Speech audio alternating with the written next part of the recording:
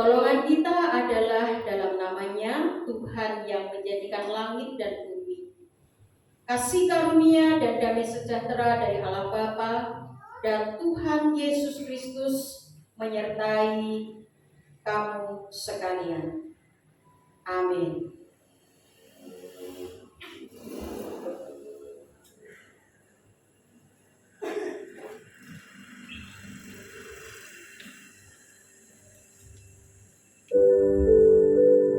Sungguh begitu besar kasih Allah kepada kita, begitu besar kasih Yesus kepada kita, sehingga Ia rela memberikan nyawanya, Ia rela untuk disalibkan, untuk menebus dosa-dosa kita.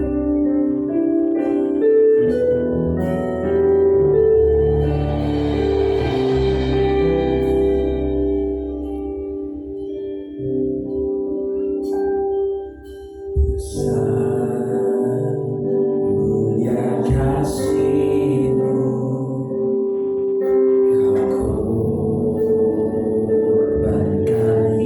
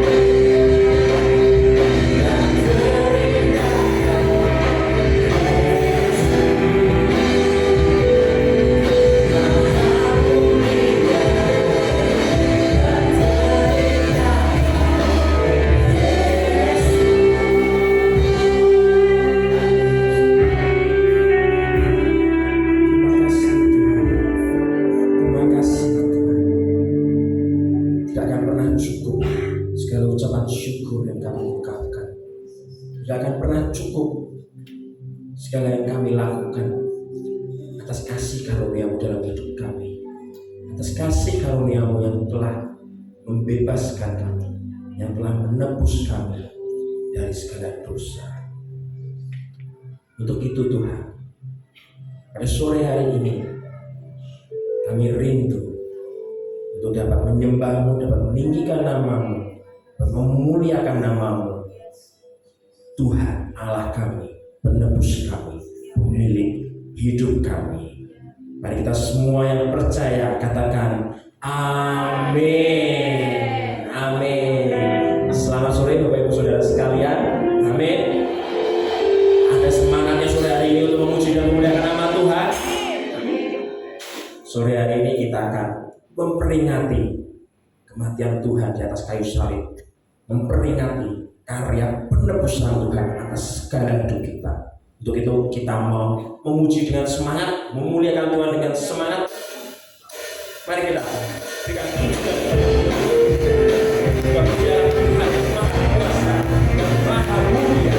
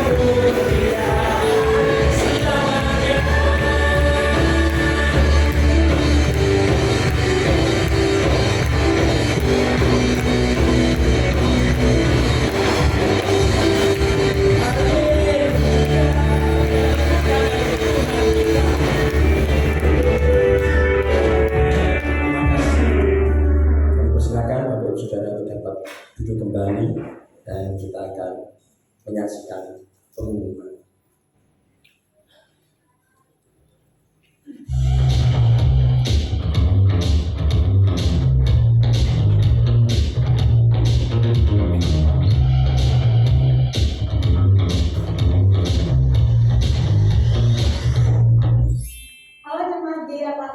Senang rasanya saya Pua kembali menyapa saudara sekalian untuk membawakan kota sepekan ke depan. Mari menabur di STT Apial dengan aksi 2000. Gunakan kotak yang tersedia di depan dengan memberi minimal Rp2.000. Mari bergabung dalam persekutuan doa yang akan diadakan pada hari Jumat tanggal 7 November 2025 pukul 7 malam. PD Kota, pembicara akan disampaikan oleh Bapak Pujo, pujian oleh Ibu Yeni, bertempat di Jalan Lewis. PD Bypass, firman Tuhan oleh Bapak Yairus, pujian oleh Ibu Yuli, doa syafaat oleh Bapak Yuli, dan bertempat di Basecamp Ahmad Mujayana. PD Merapi, firman Tuhan akan dilayani oleh Saudara Bede, pujian akan dilayani oleh Ibu Susana, doa syafaat oleh Bapak Bambang, dan bertempat di rumah Bapak Agung. Tak terasa dengan Natal kurang 1 bulan lagi. Kami informasikan dana yang diperlukan untuk Natal dan Tahun Baru sebesar Rp31.600.000. Jemaat dapat menggunakan amplop khusus Natal yang telah tersedia di astar depan. Mari kita bersama-sama menabur untuk acara Natal kita. Christmas Point Time. Tahun ini Christmas Point kembali hadir untuk membantu mencukupi kebutuhan Natal dan Tahun Baru. Pada tahun ini, Christmas Point diadakan dengan sistem naik level, di mana jemaat akan diberikan kartu pertama yang berisi 7 poin kosong. Satu poinnya dapat diisi dengan Rp50.000 dan akan mendapatkan stiker atau gantungan kunci. Jika 7 poin sudah terisi, bisa ditukar dengan 1 buah gelas dan akan mendapatkan kartu kedua dengan poin 7 juga, sesuai dengan ketentuan sebelumnya yang bisa didapatkan dengan Rp50.000 untuk mendapatkan gantungan kunci atau stiker. Jika kartu kedua sudah penuh, maka kartu dapat ditukar dengan tas cantik dan dapat mendapatkan kartu ketiga dengan 7 poin juga sesuai ketentuan sebelumnya. Jika kartu ketiga sudah terisi penuh, bisa ditukar dengan payung cantik. Dan untuk kartu final hanya berisikan 5 poin dan akan mendapatkan hadiah spesial dari panitia. Persembahan atau persekutuan gereja kita dapat diberikan secara offline maupun online. Bagi jemaat yang akan memberikan melalui offline, dapat menggunakan amplop persembahan ini. Untuk jemaat yang akan memberikan secara online, dapat memberikannya melalui transfer bank BCA dengan nomor rekening 0309 000 333 atas nama Gereja Isa Al-Masih Klaten. Bagi jemaat yang ingin memberikan persembahan khusus ucapan syukur, kelulusan, kelahiran, dan lain-lain, dapat menggunakan amplop ucapan syukur ini. Demikian warta sepekan ke depan. Selamat berhari Minggu and God bless you.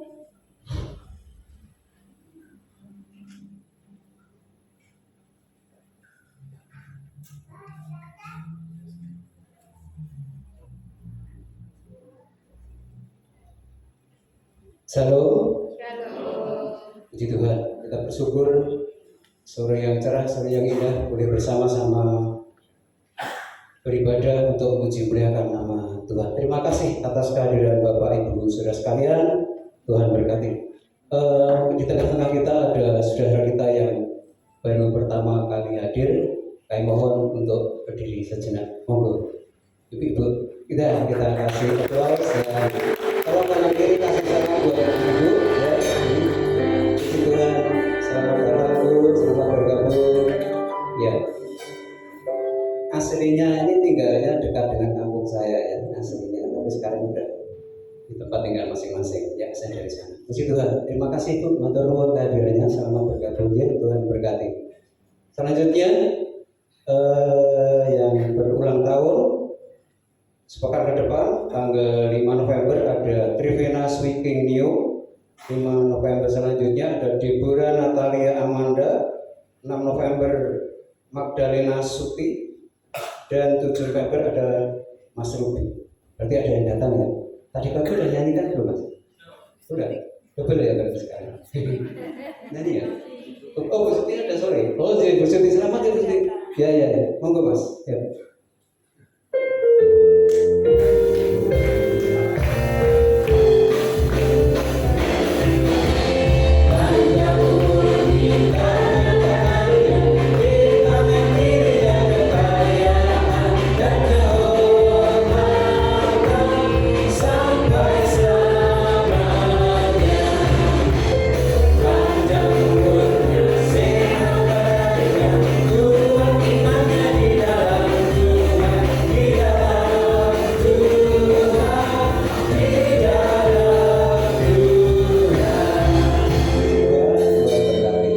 Ya, sebentar kita akan berikan persembahan untuk pekerjaan Tuhan.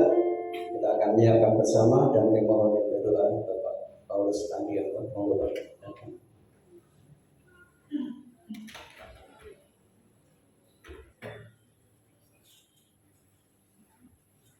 Mari kita berdoa. Bapa kami di dalam Tuhan Yesus Kristus, kami mengucap syukur ya Tuhan.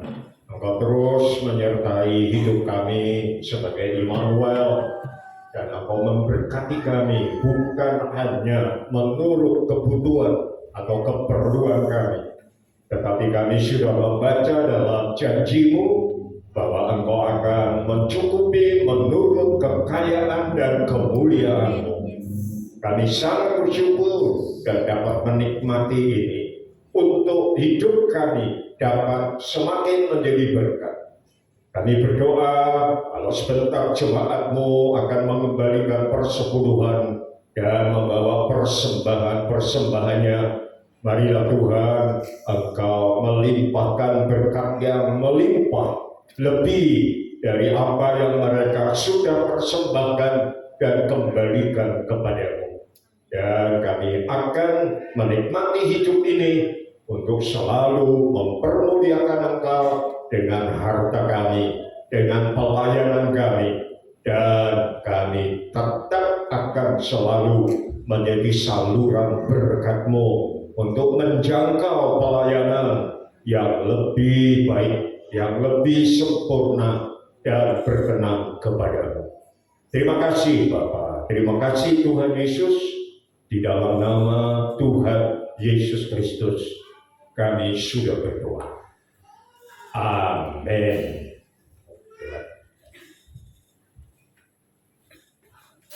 Mari kita berdoa.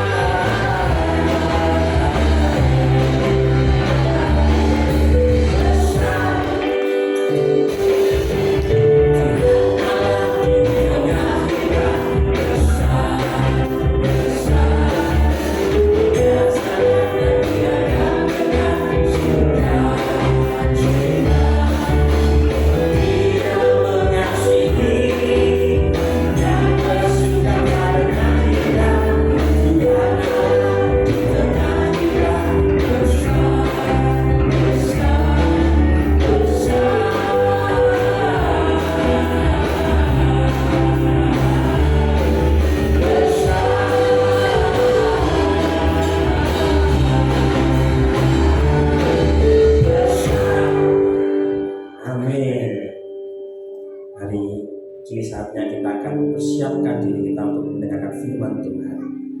Dan kita akan datang ke hadirat Tuhan dengan sebuah lagu pujian.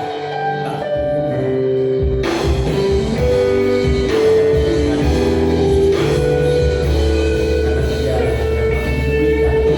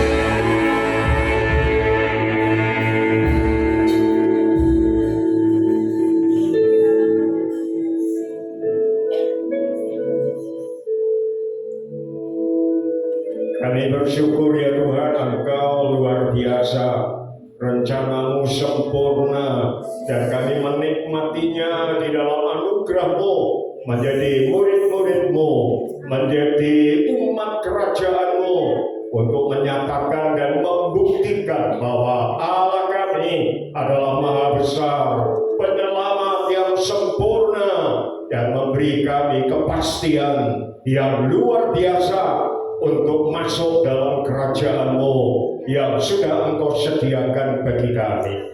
Terima kasih Tuhan Yesus, berfirman-Lah, kami telah siap untuk memahaminya, mengimaninya, dan melakukannya dalam hidup kami sehari-hari. Di dalam nama Tuhan Yesus Kristus kami sudah berdoa. Amin. Silakan duduk, saudara-saudara.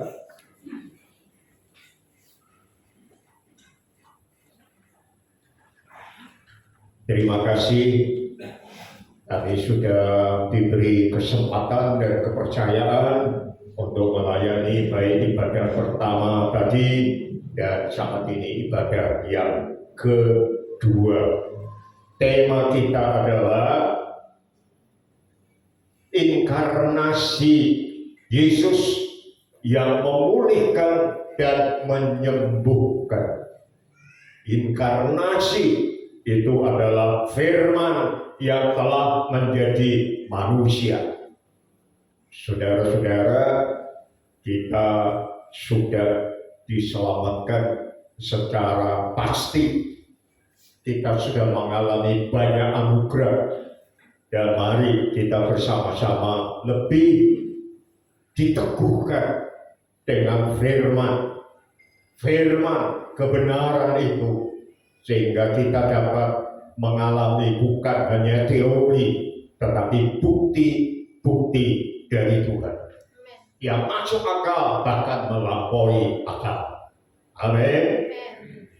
Yohanes 1 ayat 14 menjadi ayat bahasan kita. Demikian bunyi firman Tuhan. Firman itu telah menjadi manusia dan diam atau tinggal di antara kita. Dan kita telah melihat kemuliaannya, yaitu kemuliaan yang diberikan kepadanya sebagai anak tunggal Bapa, atau kemuliaan sebagai anak tunggal Bapa, penuh kasih karunia, yaitu anugerah dan kebenaran.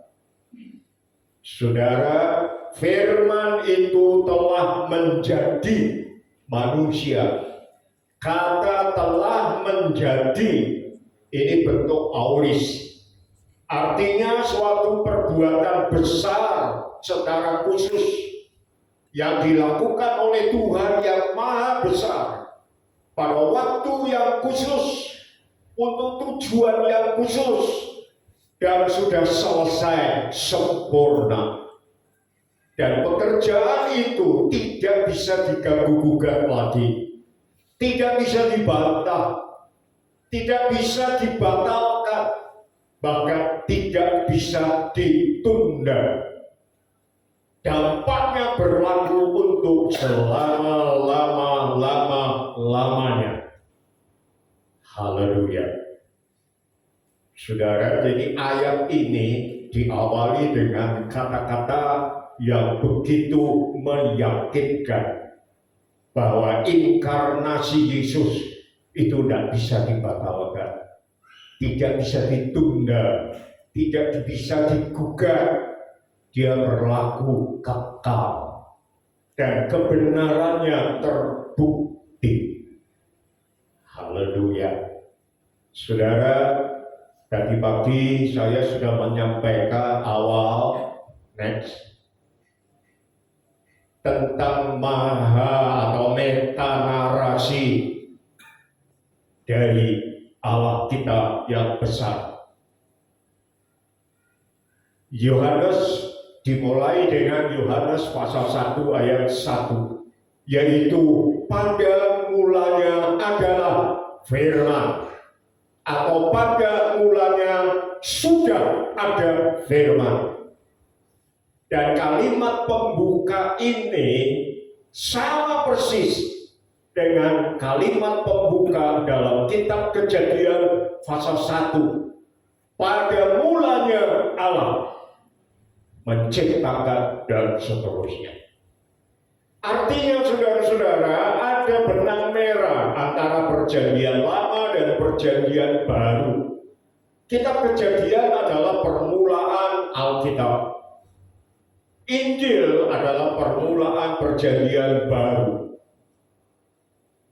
Permulaan Alkitab adalah perjanjian lama, dimulai dengan Kejadian 1 ayat 1.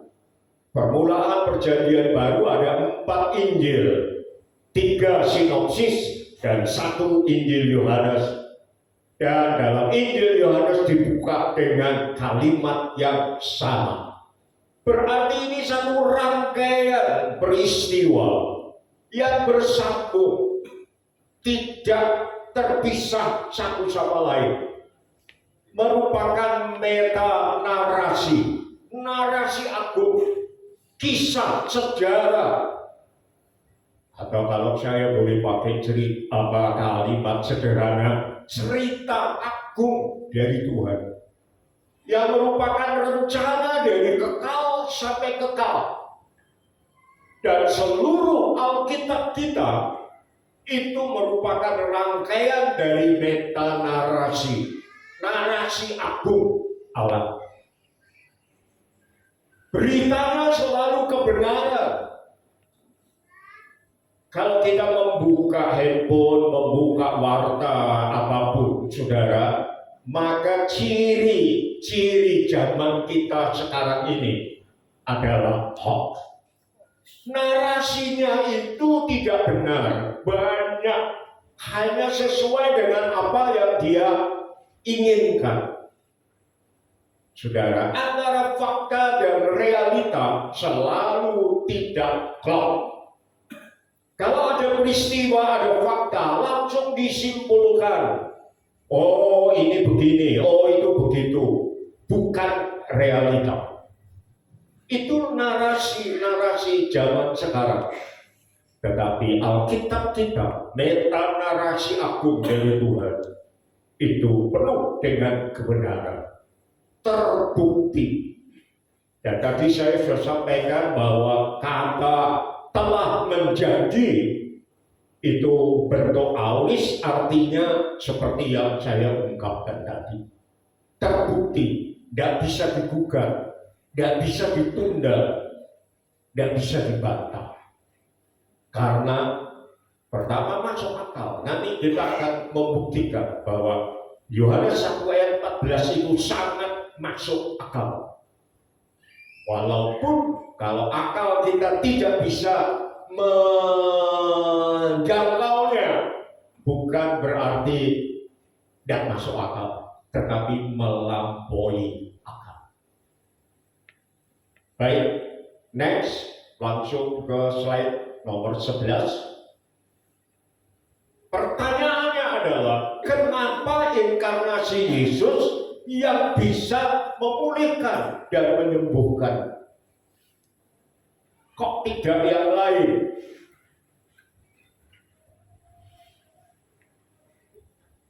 Nah, hari ini kita akan melihat bukti-bukti. Dan saya yakin kalau nanti disampaikan, saudara akan bisa menerima. Masuk akal banget ya. Memang ada banyak perbuatan dan pemikiran Tuhan yang akal kita nggak bisa nampung, saudara. Mosok bisa, mustahil. Tetapi bukan berarti nonsen, bukan berarti nggak masuk akal. Tapi itu justru melampaui akal. Dan saya ingin sore hari ini kita masuk level masuk akal sampai melampaui akal.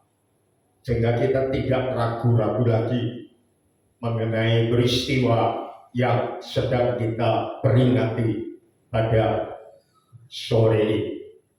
Kenapa inkarnasi? Kita lihat satu demi satu. Karena tak ada yang lain kecuali Allah yang dapat menyelamatkan manusia. Dalam sejarah Israel kita sudah melihat mereka melalui Adam sudah jatuh dalam dosa, kita sendiri juga mewarisinya. Lalu Tuhan memberi kepada mereka Taurat dengan korban pakai U, karena ada beda antara kurban dengan korban. Nah, itu kurban yang dipersembahkan, tetapi itu hanya untuk dosa-dosa seketika, berulang-ulang, tidak menyelamatkan secara kekal. Kecuali mereka beriman ketika menyembelih anak domba, ketika memberikan kurban kepada Tuhan dengan iman, sebagai gambaran dari anak domba Allah yang kita rayakan pada sore ini, yang kita bahas firman-Nya di dalam Yohanes 1 ayat 14. Manusia tidak bisa menyelamatkan diri sendiri. Ada banyak kepercayaan yang memberikan suatu keyakinan bahwa kalau kita berbuat amal dan amal kita sudah sesuai ditimbang, maka mudah-mudahan kita masuk surga. Tidak ada kepastian, saudara. Karena apa? Hanya Allah yang bisa menyelamatkan kita. Masuk akal? Masuk. Tapi sebaliknya, paradoks atau kontradiksi ini, sebaliknya juga, karena manusia sendiri yang berdosa, maka dialah yang seharusnya memperbaiki hubungannya dengan Allah. Hasil berdosa manusia, ya manusianya yang harus memperbaiki hubungannya dengan Tuhan. Saudara, sehingga kita bingung kan, lalu terus bagaimana? Kesimpulannya di dalam kalimat merah itu, maka karena itu mutlak diperlukan manusia Allah untuk melakukan. Yang melakukan harus seorang manusia yang perfect, yang sempurna, tidak jatuh dalam dosa, tanpa dosa, tetapi sekaligus dia adalah Allah yang bisa menyelamatkan. Ini yang harus menjadi syarat mutlak. Kalau tidak, no way. Tidak ada satupun yang bisa menyelamatkan. Jadi harus ada manusia Allah. Dia manusia sepenuhnya, perfect, tanpa dosa. Kalau dia berdosa, bagaimana bisa menyelamatkan orang berdosa? Tidak bisa. Tetapi sekaligus dia harus Allah 100%. Kenapa? Inkarnasi yang bisa. Karena inkarnasi adalah Allah sudah menjadi manusia.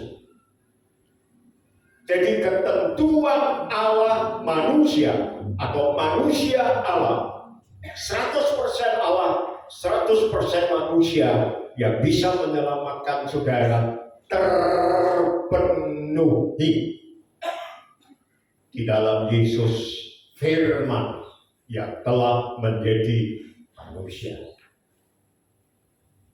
Masuk saudara? Berarti yang kita percayai itu sah. Saudara punya kepastian keselamatan. Karena yang menyelamatkan saudara masuk kriteria. Dia Allah, dia manusia.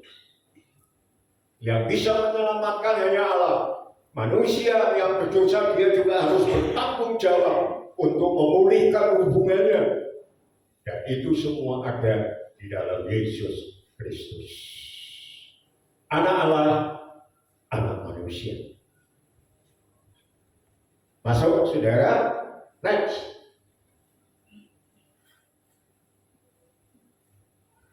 Kenapa inkarnasi Yesus yang bisa memulihkan dan menyembuhkan?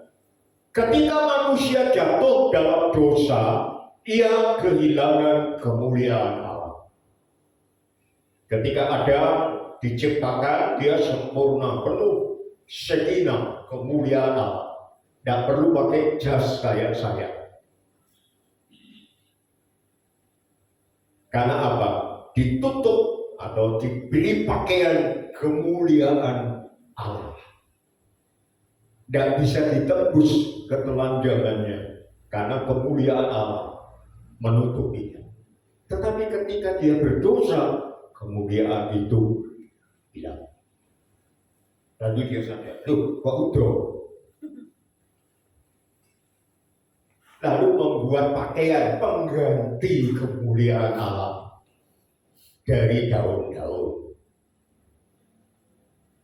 Saudara, jadi ketika manusia jatuh dalam dosa, ia kehilangan kemuliaan Allah. Masuk akal? Lumrah? Karena itu, kemuliaan Allah harus diwujudkan kembali di dalam manusia yang berdosa. Betul nggak, saudara? Kemuliaannya sudah hilang, sudah tidak bisa hubungan dengan Allah, sudah pedot. Maka kemuliaan itu harus dikembalikan kepada manusia supaya dia bisa punya hubungan lagi dengan Tuhan. Masuk akal? Masuk banget. Nah,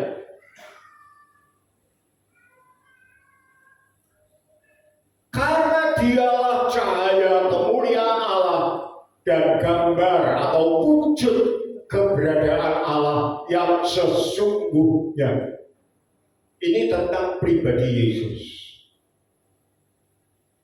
Yohanes 1 ayat 14 mengatakan bahwa dia sudah menjelma menjadi manusia, berdiam, tinggal di antara kita, di dalam kita, dan kita sudah melihat kemuliaannya. Kemuliaan kita yang sudah hilang karena dosa harus dikembalikan.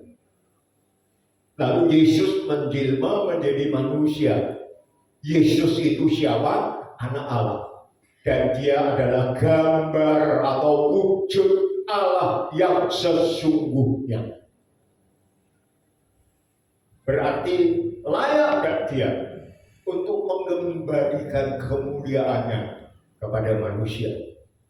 Dia adalah wujud gambar Allah yang sesungguhnya, bukan etok-etok.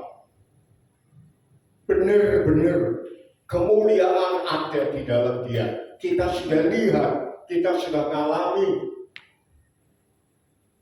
Lalu dialah yang mengembalikan.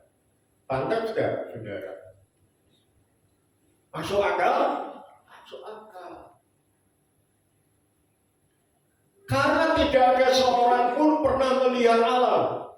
Namun anak tunggal Allah, yaitu Yesus, yang ada di pangkuan Bapa, dialah yang menyatakannya. Kita tidak pernah bisa melihat Allah. Tetapi Yesus anak tunggal Allah itu menyatakan. Menyatakan itu artinya mewujudkan. Menyatakan itu artinya menerjemahkan. Menyatakan itu eksegese, artinya sesuatu yang tersembunyi lalu dibuka. Sehingga kita itu eksegese. Firman yang disampaikan itu harus eksegese. Artinya yang dari Tuhan ini yang diterjemahkan kepada saudara, bukan yang menurut saya, lalu saya sampaikan pakai ini. Itu bukan exegesis. Nah, Yesuslah yang menyatakan Allah kepada kita, kemuliaannya. Kenapa inkarnasi tepat? Ini jawaban.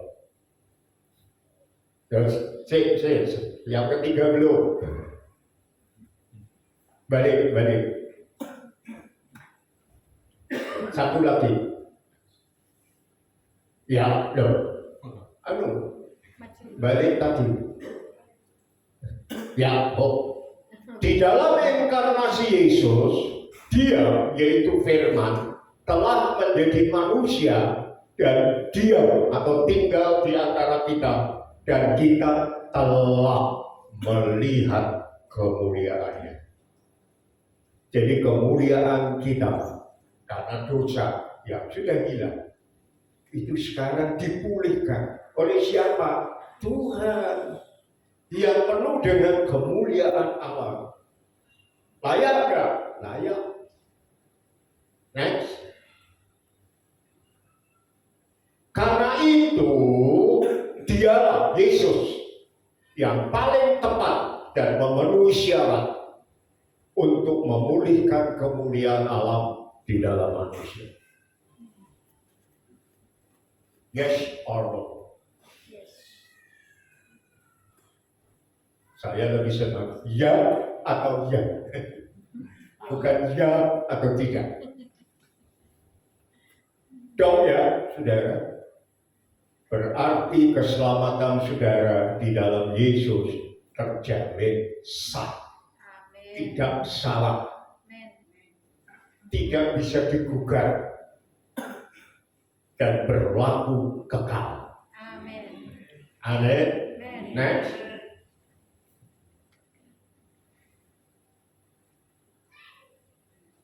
Kenapa inkarnasi? Di dalam Yesus tadi ya, jadi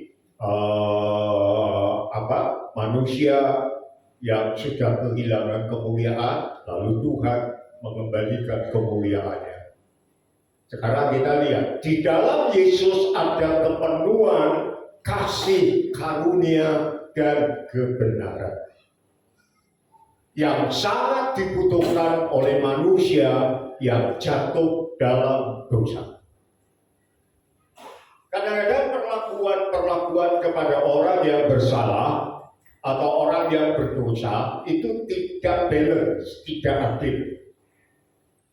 Ada banyak orang yang cenderung penghakiman, salah, langsung dibunuh. Ada jemaat yang jatuh, lalu saudara dengar, lalu ketika jemaat itu datang semua mata lirik, itu loh, kayaknya. Kira-kira minggu depan dia datang nggak, saudara? Karena kadang-kadang perlakuan kepada orang yang membutuhkan pertolongan itu banyak tidak balance, saudara. Lebih cenderung kepada sudut kebenaran karena kita merasa kita kudus, kita benar. Orang-orang Farisi membawa wanita yang tertangkap berzina, tertangkap basah. Lalu mereka berkata, mau diapain ini? Menurut hukum Taurat harus dirajam sampai mati. Apakah orang Farisi tidak berdosa? Tetapi ketika dia tangkap orang bersalah, senengnya saudara, koyok dan berdosa dibawa ke Yesus. Maksudnya untuk menjebak. Kalau Tuhan berkata, ampuni dia, mana kebenarannya? Kalau Tuhan berkata, rajam dia, mana kasihnya? Berbuat apapun salah, karena memang mau dijebak. Tetapi Yesus berkata luar biasa. Oh, ini berdosa. Siapa di antara kalian yang tidak berdosa? lempar batu pertama. Lalu dia diam, tunggu. Satu demi satu ahli Taurat meninggalkan wanita itu. Karena apa? Mereka tertuduh dia sendiri mungkin tidak berzina, tetapi dia berdosa yang lain. Sehingga masing-masing meninggalkan. Lalu setelah agak lama Yesus tanya wanita, di mana kamu? Di mana mereka? Tidak ada yang menghukum saya, Guru. Kamu pergilah dan jangan berbuat dosa lagi. Artinya apa? Di dalam Yesus ada kepenuhan kasih karunia dan kebenaran. Harusnya wanita itu mati, saudara, karena hukumnya ada. Tetapi Yesus penuh kasih karunia. Kasih itu mengasihi tanpa syarat. Lalu memberi anugerah, memberi kemurahan. Yesus mengasihi wanita itu sekalipun sudah jatuh, tapi kasih tanpa syarat. Dan dia memberi anugerah, kesempatan, tidak langsung dihukum mati,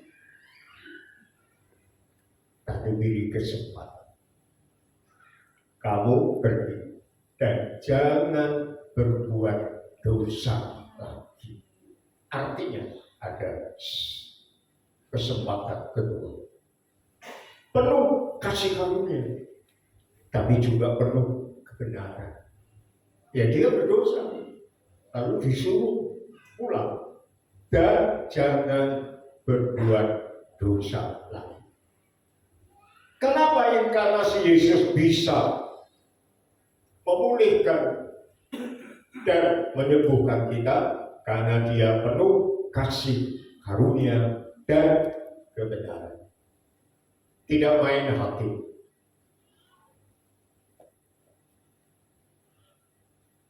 Saudara, cek belum? Tunggu kalau next ya.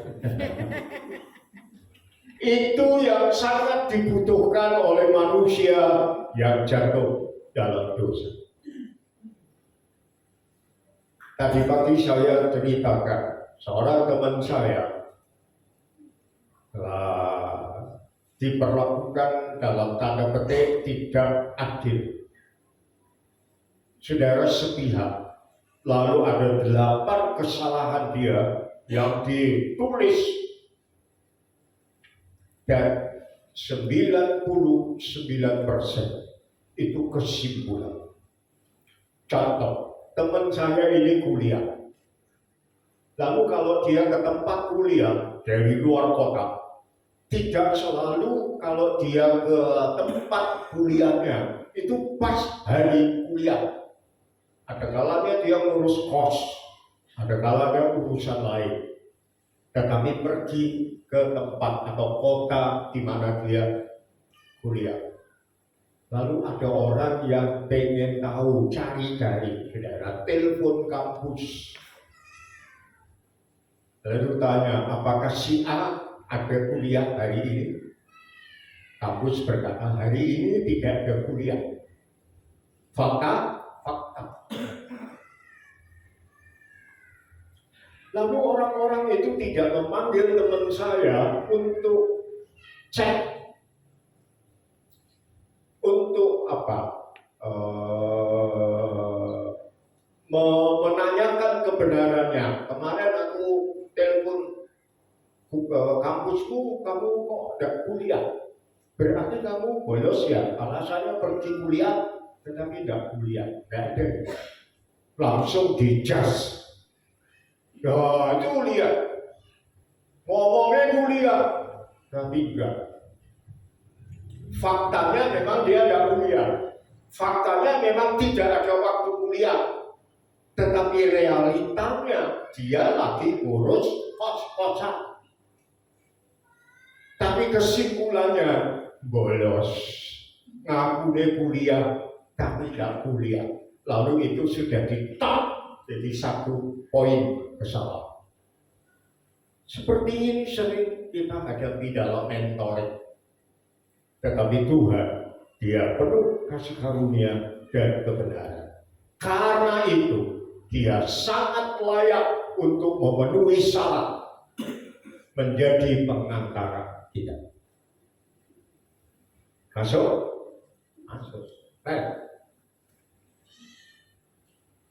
Kemuliaannya yang penuh kasih karunia dan kebenaran. Kasih karunia itu apa, saudara? Kasih karunia itu adalah relasi kontinu, tak putus-putus antara Allah dan kita, yang merupakan aspek relasional, hubungan yang inti dari karakternya. Jadi kasih karunia itu merupakan relasi yang terus-menerus antara kita dengan Tuhan kita yang maha kasih, yang maha peduli, full care. Bahkan Dia rela menjadi manusia sederajat dengan kita. Sangat perhatian, saudara. Jadi itu aspek relasional. Tuhan itu karena maha mulia dan sebagainya, lalu kita datang itu wedi gitu ya, takut kualat. Enggak, Tuhan kita mudah didekati. Marilah kepadaku yang letih lesu dan berlelah, aku akan memberi sejahtera. Marilah kepadaku, belajarlah kepadaku, karena aku lemah lembut dan rendah hati, mudah didekati. Amin. Jadi kasih karunia itu relasional, kontinu. Kapan saja kita membutuhkan, Dia ada.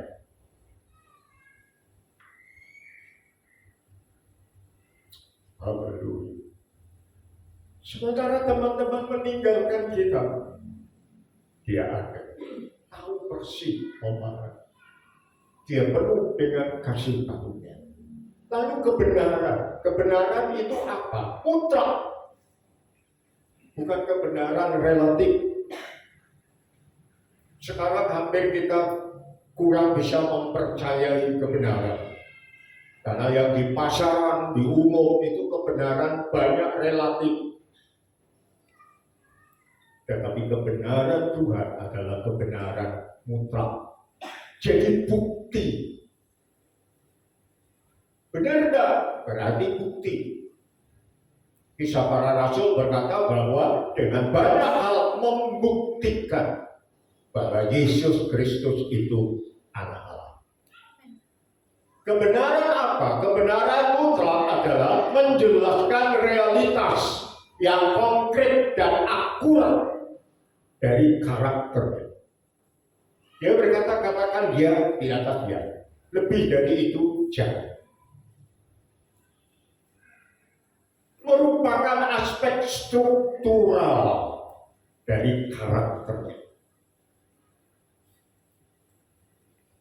Ada karakter-karakter Tuhan yang relasional. Kita bisa menjadi serupa. Dia penuh dengan kasih, maka kasihnya memberi kepada kita kemampuan untuk mengasihi. Tetapi Dia maha kuasa. Kita tidak bisa ngambil, wow, coba maha kuasa.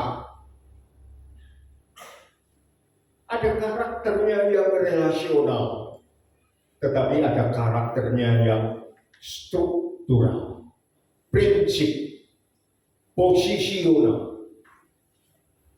Kita dibenarkan, berarti kita betul-betul diterima benar oleh Tuhan. Struktural posisi saudara sebagai anak Allah tak terganggu. Lanjut. Kemuliaannya yang penuh kasih karunia dan kebenaran. Kasih karunia minus kebenaran itu sama dengan kebebasan yang kebablasan. dijarke terus. Hati-hati kita mendidik anak, saudara, karena saya dijarke terus. Ya, penuh kasih kok, jadi anaknya dibiarkan aja.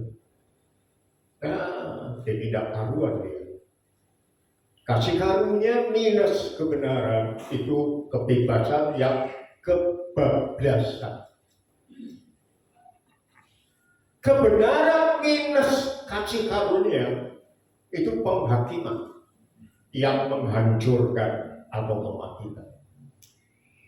Nah, Tuhan yang menjelma menjadi manusia menurut Yohanes 1 ayat 14 tadi adalah penuh kasih karunia dan kebenaran. Wow. Next. Kenapa inkarnasi Yesus yang bisa memulihkan dan menyembuhkan?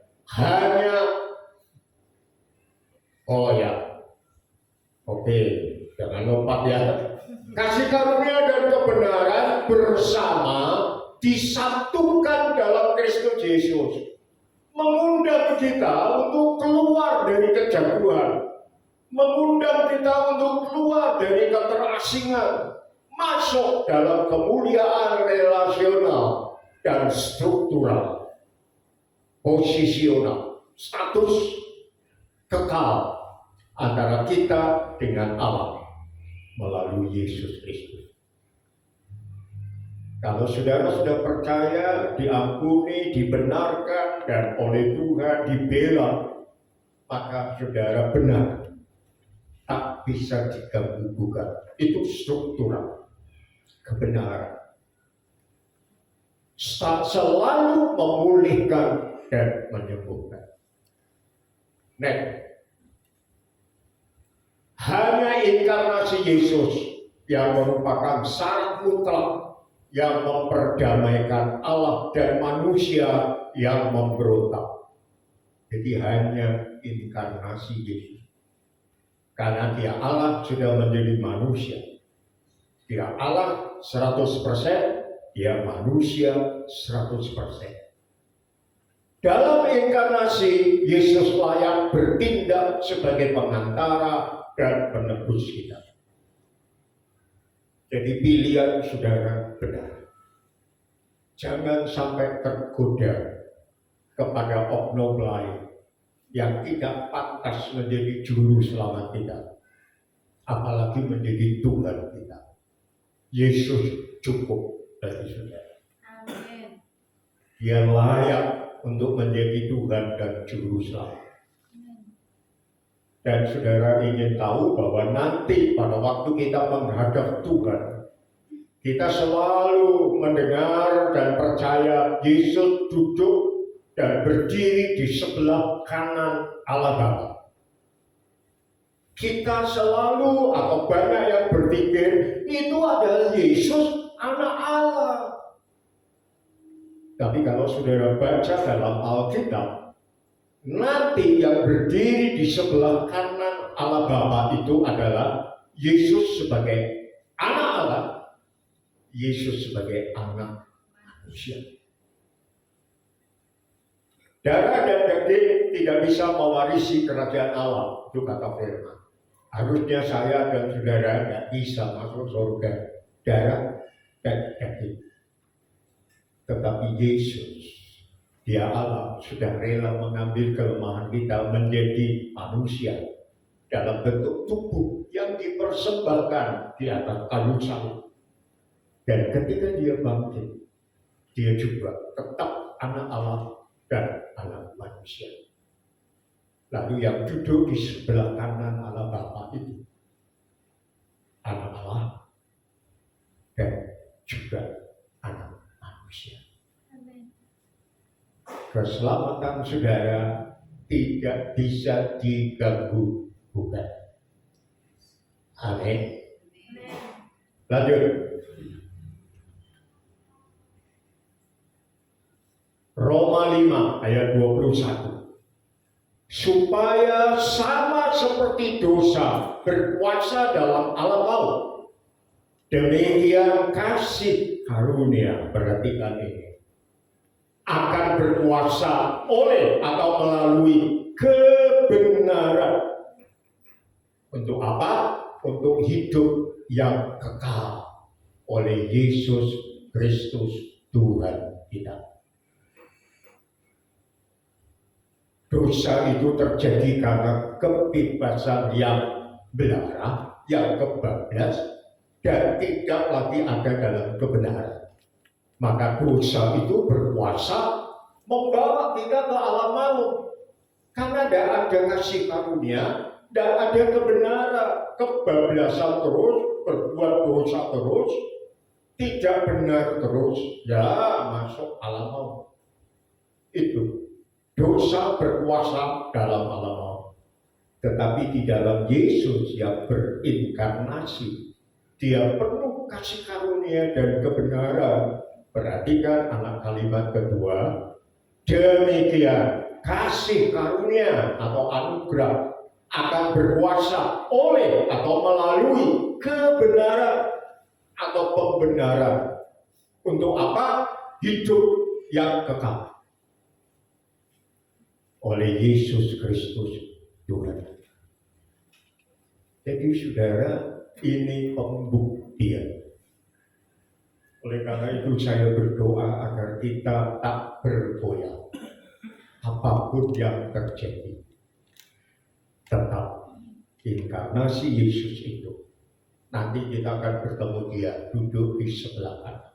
Dan bagi saya sampaikan dalam Kisah Para Rasul, ketika Stefanus dirajam sampai mati, dia melihat langit terbuka. Lalu yang dia lihat apa? Yesus berdiri di sebelah kanan Allah. Kenapa berdiri? Kan biasanya duduk sebelah kanan. Tapi ketika hamba Tuhan dirajam sampai mati, Tuhan kita itu berdiri, standing, menghormati hambanya yang mati sakit. Ketika saudara menderita karena Tuhan, ingat, Yesus menghormati saudara. Dia tidak cuma duduk tak lihat, tetapi dia berdiri. Lalu tidak selesai, saudara. Stefanus melihat Yesus berdiri di sebelah kanan Allah Bapa. Lalu anak kalimat atau ayat berikutnya, dia melihat anak manusia berdiri di sebelah kanan. Artinya terbukti bahwa Yesus yang inkarnasi ini, dia tetap menjadi anak manusia bersama dengan Bapa. Dampaknya apa? Kita akhiri dengan dampak. Ya. Dampak inkarnasi yang seperti saya ungkapkan tadi sah, terbukti, tidak salah. Dampaknya apa? Pertama, keselamatan. Langsung menjawab kebutuhan mutlak manusia akan kepastian keselamatan. Bukan mudah-mudahan masuk surga, bukan mudah-mudahan amal kita diterima, tetapi kepastian. Karena tadi jaminannya Yesus masuk akal banget dan melampaui akal. Yang tidak bisa dikerjakan manusia, dia yang menyelesaikan. Amin. Di atas kayu salib dia berkata, sudah selesai. Yang kedua, afirmasi, pengakuan, penegasan, menyatakan betapa tingginya harkat keberadaan kita sebagai manusia di hadapan Tuhan. Saudara sangat berharga. Untuk itu dia rela mati menebus saudara. Saudara berharga. Hargai diri saudara. Karena Allah sendiri menghargai saudara. Next. Identifikasi Allah dengan kita sebagai manusia, khususnya dalam kelemahan dan penderitaan kita. Dia selalu ingin sederajat dengan kita, mengerti susahmu, mengerti penderitaanmu, dan dia selalu ada bersama saudara. Jadi dia selalu mengidentifikasi dirinya. Apa yang saudara alami, dia sudah pernah alami. Wow. Next. Pengagungan. Betapa agung dan mulia kebenaran inkarnasi Yesus. Jauh melampaui akal. Tadi sudah dibuktikan masuk akal banget ya. Tapi ini jauh melampaui akal. Allah kok mau jadi manusia. Itu gak kalah kita. Melampaui akal. Tetapi masuk akal. Karena sudah dilakukan. Tak terjangkau imajinasi kita. Yang justru menggugah kita untuk mengagungkan dia. Bagi kemuliaannya yang dinyatakan. Shekinah. Sehingga kita telah dan akan selalu melihat dan mengalami kemuliaan. Amin. Amin. Next. Penutup. Saudara, dan perumpamaan. Tadi saya sudah singgung tentang wanita yang berzina. Dalam penutup ayat 2, yang pertama ini perumpamaan. Saya tidak catat ayatnya, tidak baca ayatnya, tapi cerita bebas ya. Pohon ara yang ditanam dalam kebun anggur. Jadi cocok dan saudara. Pohon ara ditanam di kebun anggur. Orang pas. Kebun anggur ya untuk anggur. Saudara adalah pohon ara. Tapi Tuhan tanam kita di kebun anggur. Wow. Setiap kali dicari buahnya tidak pernah ada. Sampai pemilik kebun meminta kepada pengelola kebun untuk pohon tak berguna itu dipotong. Nentek-nenteki pangan. Pupuknya berapa, tanahnya, akarnya, kemana-mana. Potong, tidak ada ampun. Masuk akal, pantas. Tapi pengelolanya, insinyur pertaniannya berkata, izinkan merawatnya 1 tahun lagi. Akan dipupuk, akan dirawat. Kalau tetap tak berbuah, silakan Pak. Ini kasih karunia dan kebenaran. Saudara, kita diberi waktu. Saya tidak tahu kondisi kita. Mungkin ada yang seperti pohon ara, tidak berbuah-buah, potong aja.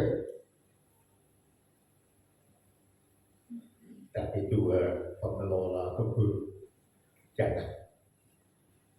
1 tahun lagi tak berarti. Mari kita jadikan tahun ini, waktu ini, kesempatan untuk berbuah. Karena kita akan diperhatikan Tuhan. Kita akan dirawat oleh Tuhan. Amin. Lalu penutup tantangan yang kedua. Next. Realita, peristiwa. Tadi perumpamaan. Sekarang realita. Saya sudah sampaikan tadi. Wanita yang tertangkap basah berzina. Sebetulnya hari itu wanita itu harus habis. Sudah konangan, ditangkap orang-orang Farisi. Wah, mereka sangat kepengen dia mati kan, dibawa ke Yesus. Habisnya pikir mereka, tetapi sesuatu yang tak terpikirkan terjadi. Dia tidak dirajam. Tuhan mengasihi dia. Lalu Tuhan juga membawa dia kepada kebenaran. Di dalam sejarah, saudara, wanita yang tertangkap berzina ini jadi murid Tuhan yang luar biasa. Saudara, mari kita datang kepada Tuhan, anak Allah dan anak manusia, dan mari kita menyerahkan hidup kita untuk dibentuk menjadi alat Allah. Belum terlambat, cepat kita datang kepada Tuhan yang penuh dengan kasih karunia dan kebenaran. Dia Allah sepenuhnya, dia anak manusia sepenuhnya. Amin. Mari kita datang kepada Tuhan. Saya mohon musisi dan juga WL naik ke atas. Saya sangat diberkati dengan lagu terakhir tadi yang pas dengan perjamuan, sehingga kita tidak nyanyi lagi seperti rusa tadi pagi, tetapi pilihan. Haleluya.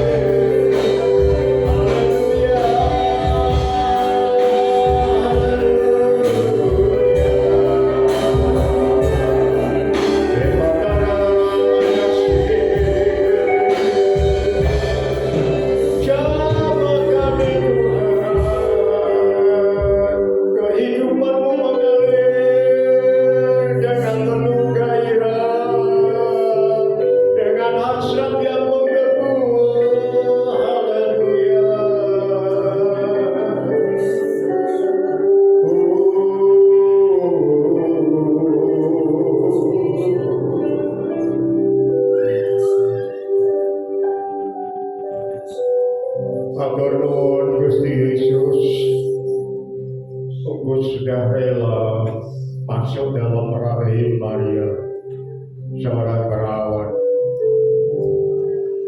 Engkau memahami kehidupan kami yang membutuhkan keselamatan sempurna. Engkau telah menjelma menjadi manusia, mengambil tubuh manusia, sepenuhnya pribadi manusia, untuk menjadi juru selamat kami. Sah, diterima oleh Bapa dan memberi kami kepastian. Oh, terima kasih Tuhan. Kami mau belajar terus hidup dalam penyerahan untuk ikut jalur meta narasi-Mu yang agung. Sebagai murid-murid, pelaku-pelaku yang Engkau tempatkan di bumi untuk menjadi saksi yang hidup, membuktikan bahwa Engkau ada dan hidup. Engkau memberi kami kepastian keselamatan. Sebentar kami akan minum dan makan perjamuan Tuhan. Inilah yang Engkau sudah selesaikan bagi kami ya Tuhan. Kiranya apa yang masuk dalam tubuh kami melalui perjamuan-Mu ini betul-betul mendarah daging dan membawa seluruh hidup kami secara utuh menjadi murid-murid-Mu, menjadi kesaksian hidup yang membuktikan bahwa yang kami percayai benar, tidak salah, dan Engkaulah satu-satunya juru selamat kami. Terima kasih Tuhan. Terima kasih Bapa. Di dalam nama Tuhan Yesus Kristus kami sudah berdoa. Amin. Silakan duduk, saudara.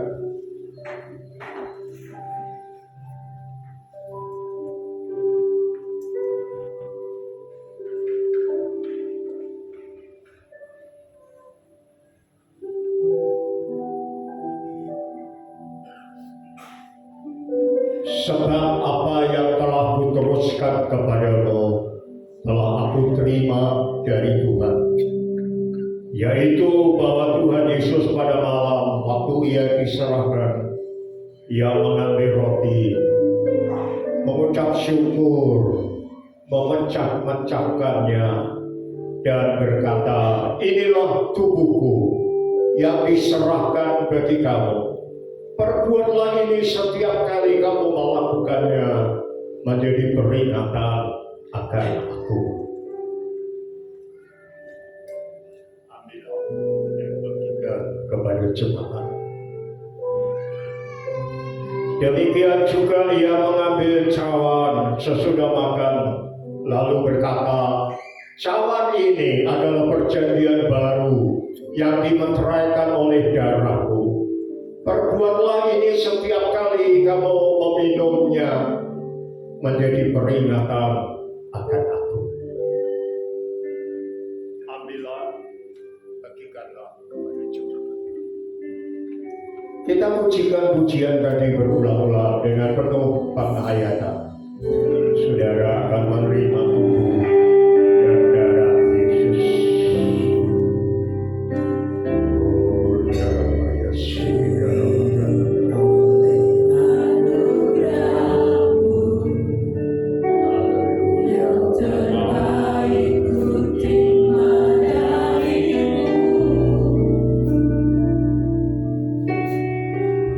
Janganmu indah bagi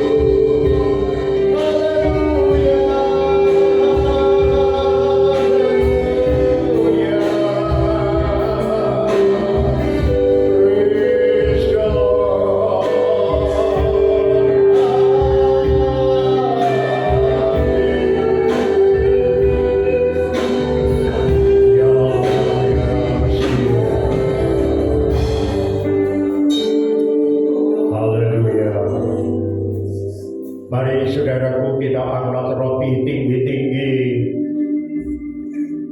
Dengan tangan kanan kita lebih tinggi dari kepala kita. Saudaraku yang kekasih, bukankah roti yang atasnya kita ucapkan syukur ini adalah persekutuan kita dengan tubuh Kristus? Amin. Mari kita makan dalam nama Tuhan Yesus Kristus.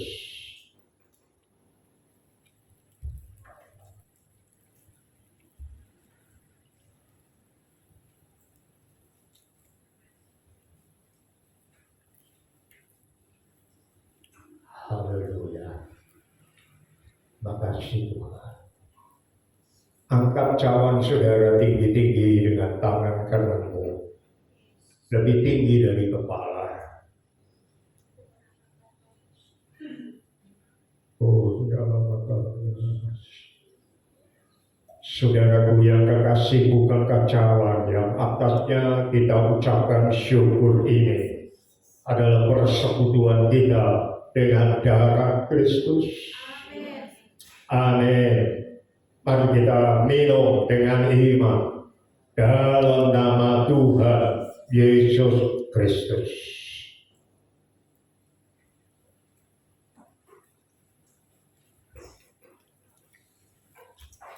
Haleluya, Yesus. Terima kasih Tuhan. Terima kasih. Kami puas akan Engkau. Bapak juga puas dengan Engkau saat Engkau dikorbankan di atas kayu salib. Engkau bekerja sama begitu rupa mendatangkan kebaikan bagi hidup kami. Dan kami mau menjalani hidup ini sebagai pelaku-pelaku dalam rencana agungmu sampai seterusnya dan selamanya. Berkati kami semua menjadi anggota tubuhmu yang berfungsi dengan baik dan mempunyai jangkauan visi pelayanan seluas hatimu, sebesar Engkau. Terima kasih Tuhan. Sudah memberkati kami dalam nama Tuhan Yesus Kristus. Amin. Puji Tuhan, silakan duduk.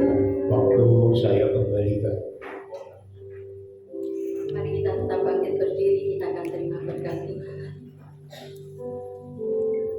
Terimalah kasih karunia dan damai sejahtera, kebenaran yang datangnya dari Tuhan kita Yesus Kristus, yang senantiasa memelihara, menjaga, dan senantiasa memberkati engkau oleh kasih Bapa yang sempurna dan kekal, yang memeliharamu dan mendampingimu senantiasa dalam perlindungan dan penyertaan Roh Kudus yang terus menghibur, menguatkan, membentengi, dan membawa kita kepada keselamatan sampai kepada kekekalan.